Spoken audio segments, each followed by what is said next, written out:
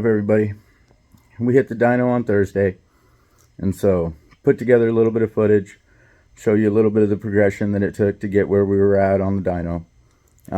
We're super stoked with the numbers that we hit. This is a 100% stock machine other than our big bore pistons. So what we're doing is going through, showing you guys step by step what the power additions will actually do for you. We do have heads that we're going to slap on it here soon, ported, polished, all the fun stuff. Going through the same progress that everybody else is, the same process that everybody else is.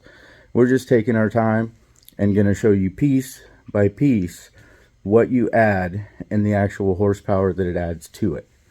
And so we did some clutch testing. We'll put that out in the next video. But this right here is just a little bit of the evolution going from a stock machine that makes 79 horsepower to the crank, kicking it up to 110. Everything's been holding together on it just fine. We've been running the machine without a tune for a couple of weeks now, making sure to put some miles on it, get everything broke in like it's supposed to be, follow the process like we should. So hope this video makes you guys happy. And then it's the first step, basically the stage 1 power add-on that we're going to be putting out.